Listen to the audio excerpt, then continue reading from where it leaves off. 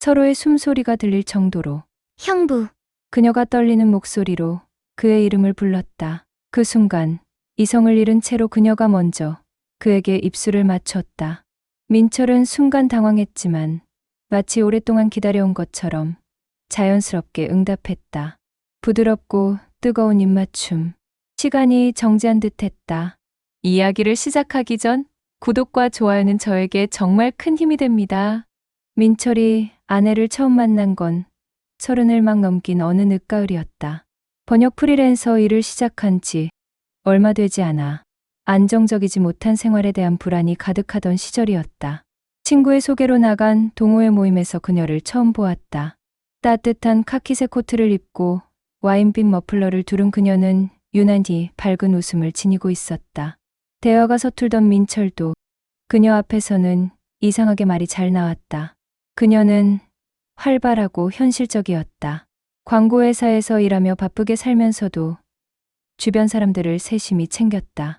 반면 민철은 내성적이고 조용했지만 글과 언어에 대한 진지한 열정을 가지고 있었다. 서로의 부족한 면을 채워주는 듯한 균형이 있었다.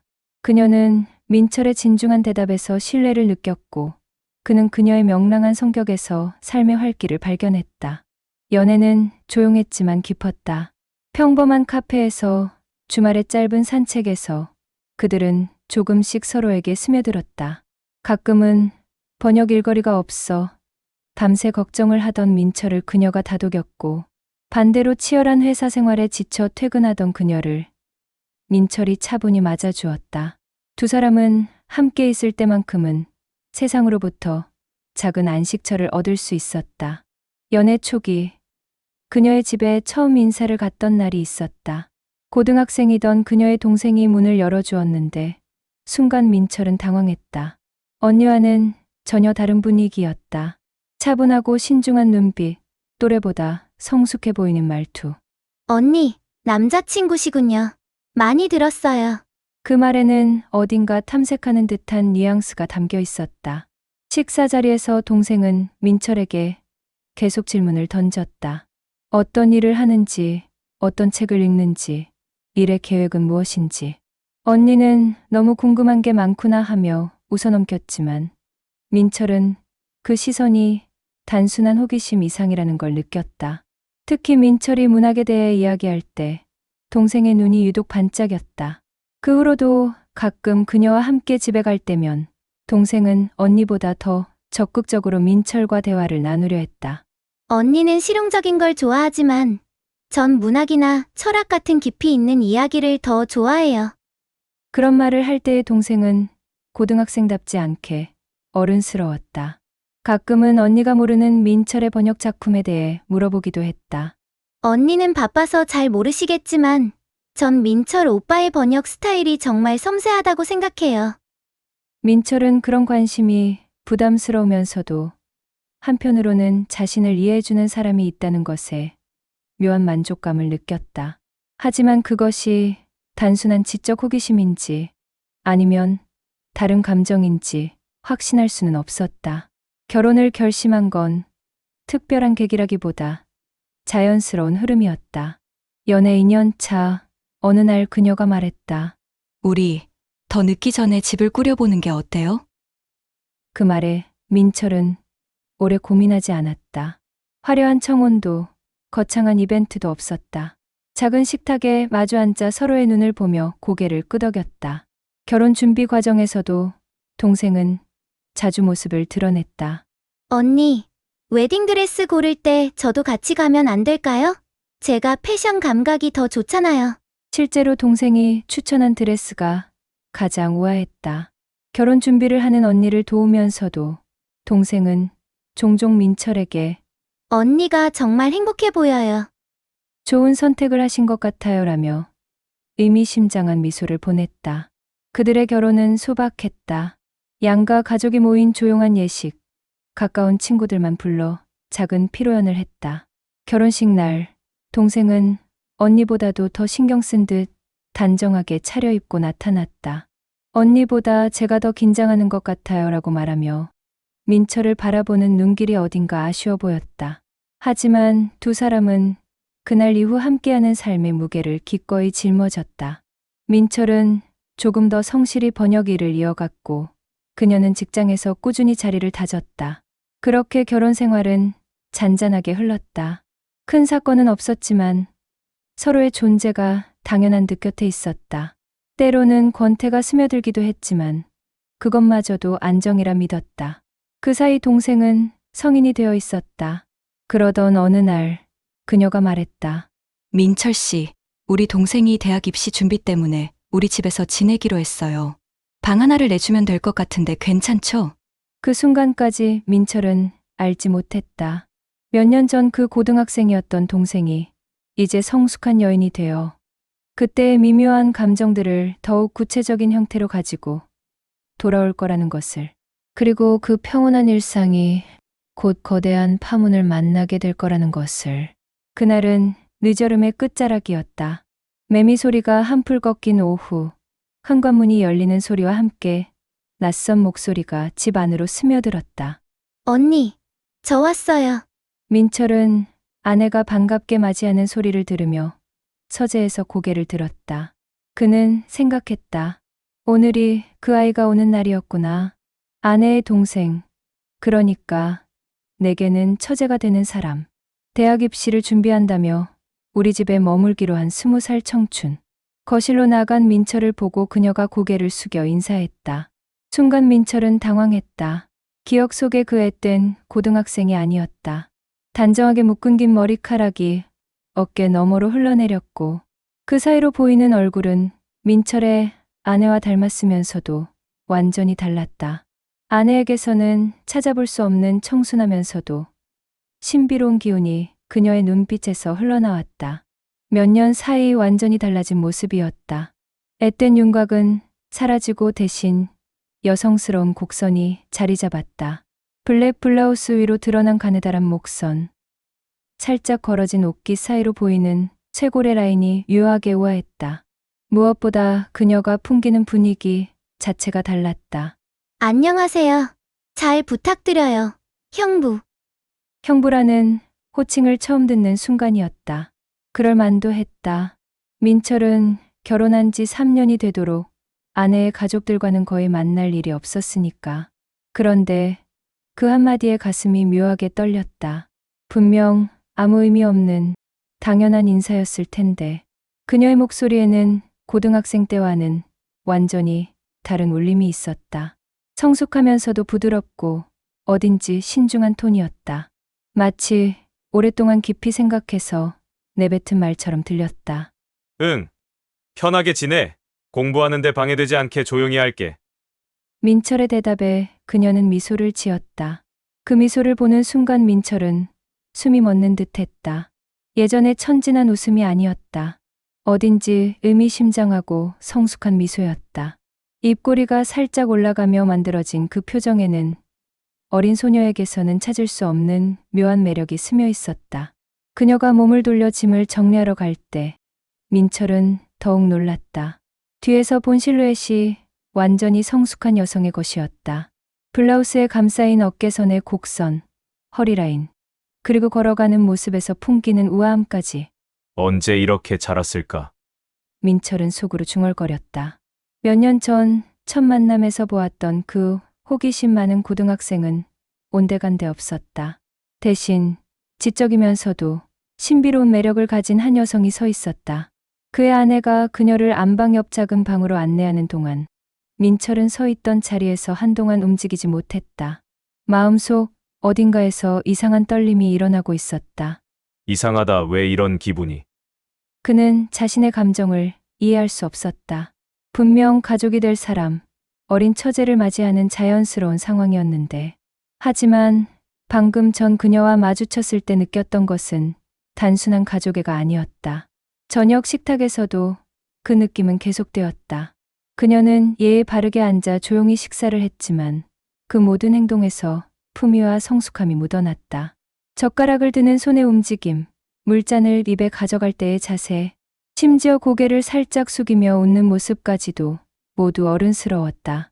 가끔 민철의 아내와 나누는 대화 속에서 터져나오는 수줍은 웃음소리가 그의 마음을 묘하게 설레게 했다. 이 아이가, 아니, 이 사람이 정말 20살일까? 민철은 그날 밤 잠자리에 들면서도 계속 그녀의 모습을 떠올렸다. 성숙해진 외모와 분위기, 그리고 무엇보다 그녀를 바라보는 자신의 시선이 예전과는 완전히 달라졌다는 사실을 인정해야 했다. 더 이상 그녀를 단순한 처제, 어린 학생으로만 볼 수 없게 된 자신을 발견하며 민철은 알 수 없는 불안감을 느꼈다. 한 달이 흘렀다. 그녀의 존재는 서서히, 그러나 확실하게 민철의 일상 깊숙이 스며들고 있었다. 민철은 아침마다 부엌에서 들려오는 발소리로 하루가 시작되었다. 맨발로 타일 위를 걸어가는 소리가 유난히 가벼웠다. 커피 내리는 소리, 토스트 굽는 냄새, 그리고 좋은 아침이에요. 형부라는 밝은 인사. 그녀는 항상 단정한 모습이었지만 아침에는 살짝 다른 매력이 있었다. 속이 비치는 얇은 민소매 셔츠 한 장만 입고 식탁에 앉아 웃으며 아침 식사를 하는 모습. 민철은 시선을 돌리려 해도 자꾸만 그녀의 움직임에 눈이 갔다. 잠에서 막 깬 듯 살짝 흐트러진 머리카락이 목선을 따라 흘러내리는 모습. 물잔을 들어 올릴 때 드러나는 가느다란 목선의 곡선. 형부는 오늘도 집에서 작업하세요? 그녀가 건네는 관심, 어린 질문들이 점점 익숙해졌다. 아내는 매일 일찍 출근해서 늦게 돌아오는 탓에 낮 시간은 주로 민철과 그녀 둘이 집을 지켰다. 거실 한편에 자리 잡은 민철의 작업 공간과 맞은편에 놓인 그녀의 책상. 각자 일과 공부에 몰두하는 조용한 오후들이 이어졌지만 민철은 집중이 되지 않았다. 그녀가 문제를 풀 때 보이는 진지한 표정, 연필을 입술에 가져다 대며 생각하는 습관, 어려운 문제에 막혔을 때 작게 한숨 쉬는 소리. 모든 것이 민철의 눈에 들어왔다. 특히 더운 날씨에 소매를 걷어 올릴 때 드러나는 하얀 팔목. 목이 마르다며 물을 마실 때 살짝 고개를 뒤로 젖히는 모습에서 드러나는 목선과 쇄골. 그런 순간마다 민철은 가슴이 두근거리는 자신을 발견했다. 형부, 잠깐 이것 좀 봐주실 수 있을까요? 어느 오후 그녀가 모르는 문제가 있다며 그의 책상으로 다가왔다. 민철 옆에 바짝 앉아 문제집을 펼치는 순간 그녀의 체온과 은은한 샴푸 향기가 전해져 왔다. 민철은 순간 숨이 멎는 듯했다. 이 부분이 잘 이해가 안 가요. 그녀의 손가락이 문제를 가리키며 민철의 팔에 살짝 닿았다. 전기가 흐르는 듯한 감촉. 민철은 설명을 하려 했지만 목소리가 떨렸다. 그녀는 진지하게 듣고 있었지만 가끔 고개를 들어 민철을 바라볼 때의 눈빛이 어딘지 의미심장했다. 정말 감사해요. 형부는 설명을 너무 잘해주세요. 그렇게 말하며 활짝 웃는 그녀의 미소에 민철은 완전히 넘어가고 있었다. 그 순간 자신이 한 남자로서 그녀에게 이끌리고 있다는 사실을 부정할 수 없었다. 밤늦게 물을 마시러 부엌에 나갔을 때도 마찬가지였다. 그녀가 얇은 티셔츠 한 장만 입고 냉장고 앞에 서 있는 모습을 본 순간 민철의 심장은 미친 듯이 뛰기 시작했다. 어둠 속에서 냉장고 불빛에 비친 그녀의 실루엣이 너무나 아름다웠다. 아직 안 주무세요? 응, 조금 더 있다 자려고. 그런 짧은 대화 후에 각자의 방으로 돌아가는 발걸음이 아쉬웠다. 민철은 방에 돌아가서도 한참 동안 잠들지 못했다. 그녀의 모습이, 목소리가, 향기가 계속 머릿속을 맴돌았다. 그러면서도 그는 속으로 끊임없이 경계했다. 이건 그냥 가족으로서의 정이야. 어린 처제를 돌봐주는 마음일 뿐이야.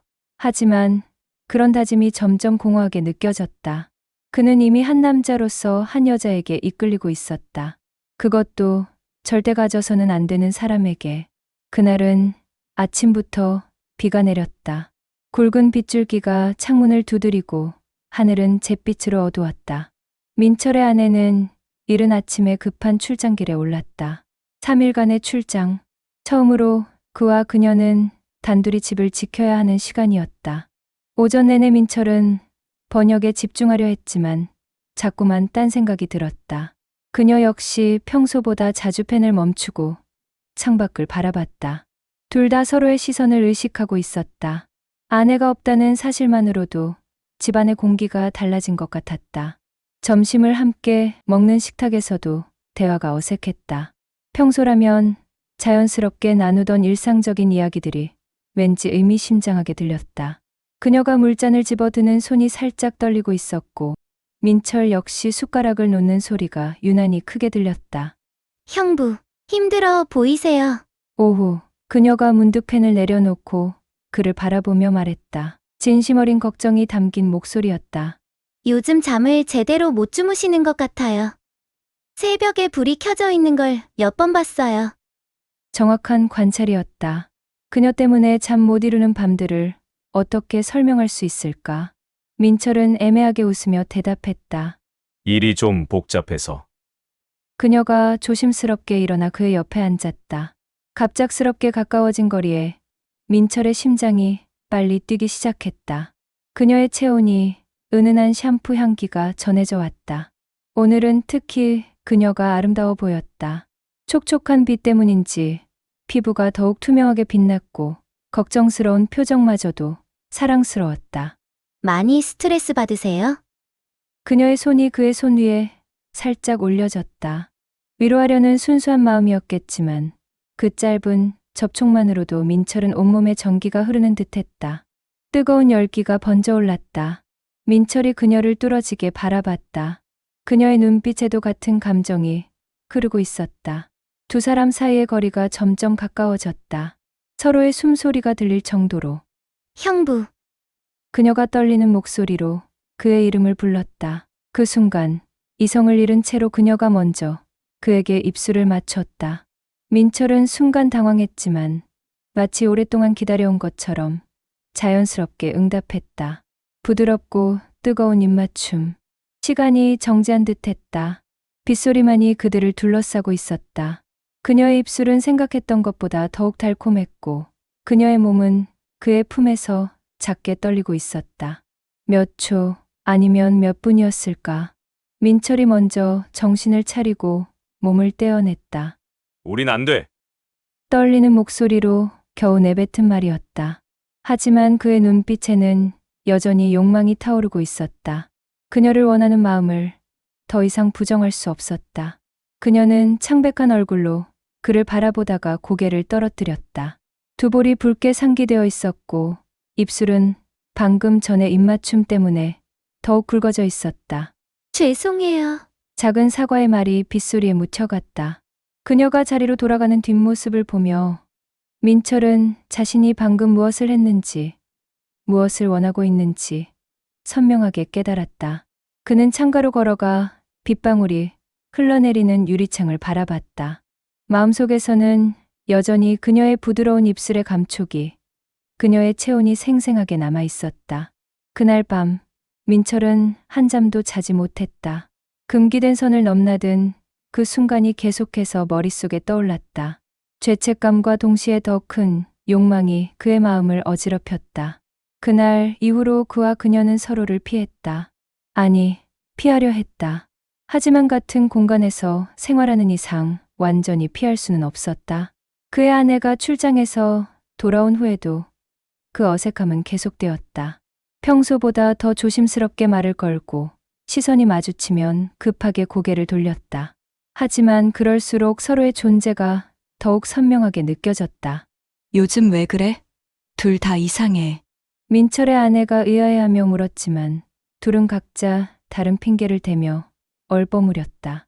입시 스트레스, 일의 압박 같은 그럴듯한 이유들로. 일주일이 지났다. 표면적으로는 일상이 회복된 것 같았지만 둘 사이에는 보이지 않는 긴장이 흐르고 있었다. 대화 속에 감춰진 진심, 무심한 듯 배려하는 작은 행동들. 그녀가 감기에 걸렸을 때 조용히 놓아둔 꿀차, 그가 늦게까지 일할 때 살짝 덮어준 담요. 말로는 표현하지 않았지만 둘은 서로를 더욱 예민하게 의식하고 있었다. 그리고 그런 자신들을 자책하면서도 멈출 수가 없었다. 밤마다 떠오르는 얼굴, 그날의 짧았던 접촉, 마주쳤던 시선, 그리고 우린 안 되라고 했을 때의 그녀의 표정. 모든 것이 꿈속에서까지 그를 따라다녔다. 그녀도 마찬가지인 것 같았다. 가끔 멍하니 창밖을 바라보는 모습, 책을 읽다가도 자꾸만 딴 생각에 빠지는 모습을 보면서 알 수 있었다. 민철과 그녀는 같은 고민을 하고 있었다. 어느 날 저녁, 그의 아내가 회식으로 늦는다는 전화를 걸어왔다. 또다시 둘만 남겨진 시간. 저녁을 함께 먹으며 의도적으로 일상적인 이야기만 나누려 했지만 둘 사이 분위기는 이미 묘하게 흘러갔다. 설거지를 하는 그녀의 뒷모습을 보며 그는 정말 참을 수 없는 욕망을 겨우 붙잡으며 견디고 있었다. 형부, 갑자기 그녀가 뒤돌아 그를 불렀다. 설거지를 끝내고 수건으로 손을 닦으며 평소와는 다른 결연한 표정을 짓고 있었다. 저 할 말이 있어요. 민철의 심장이 뛰기 시작했다. 그녀의 목소리에 담긴 진지함이 무엇을 의미하는지 알 것 같았다. 거실로 나가 마주 앉았다. 그녀는 한참을 망설이다가 조심스럽게 입을 열었다. 형부, 저는 그냥 가족으로만 지내는 게 힘들어요.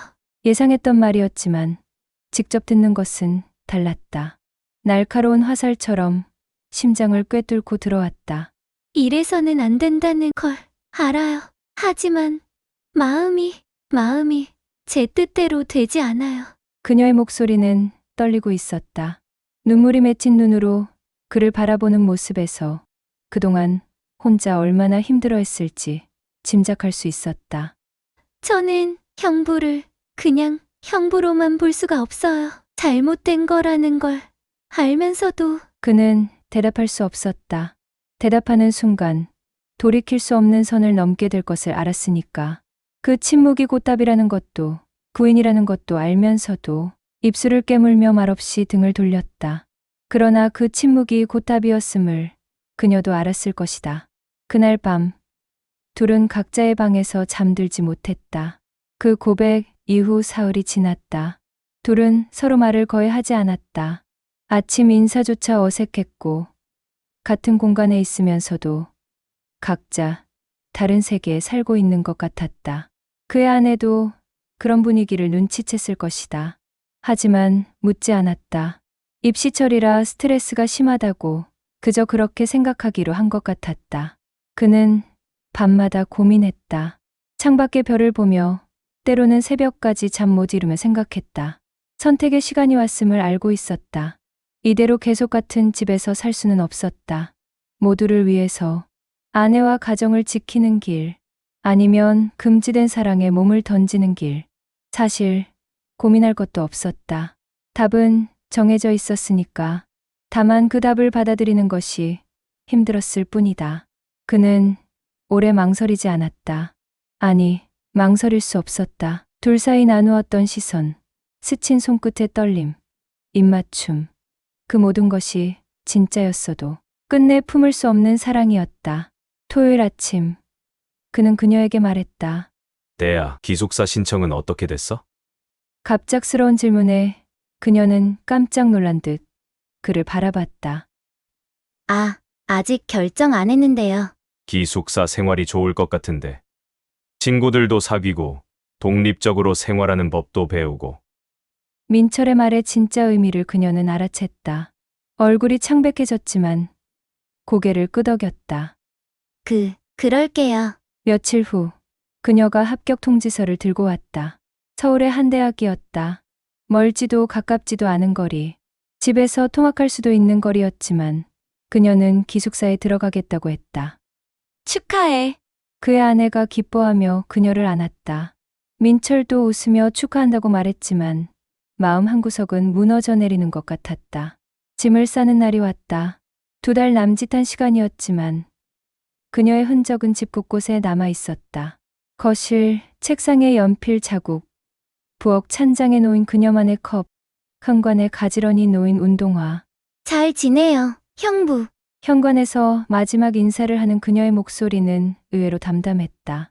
웃음을 지으려 애쓰는 얼굴이었지만 눈가는 살짝 굵어져 있었다. 공부 열심히 하고. 그 역시 최대한 평온한 목소리로 대답했다. 그녀가 택시에 올라타는 모습을 창문 너머로 바라봤다. 차가 골목을 빠져나갈 때까지 서 있었다. 남겨진 거실은 적막했다.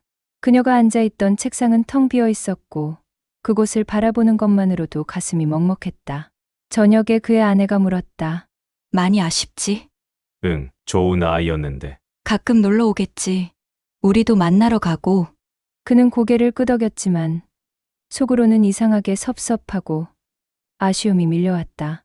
그는 밤이 되어 창밖을 바라봤다. 바람에 흔들리는 나무집 소리가 어쩐지 그녀의 목소리처럼 들려왔다.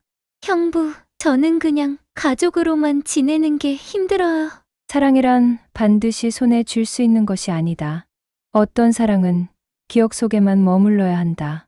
품을 수 없기에 더욱 아름답고 이룰 수 없기에 더욱 간절한 사랑들이 있다. 그리고 그것이 민철과 그녀가 지켜낸 마지막 선이었다. 몇 달 후, 민철은 그녀에게서 안부 문자가 왔다. 대학 생활이 즐겁다고, 좋은 친구들을 만났다고. 그는 짧게 마음에 없는 답장을 보냈다. 잘 됐네. 건강하게 지내. 그 순간 민철의 전화벨이 울리기 시작했다. 그녀였다. 과연 그들은 이대로 끝나는 것일까?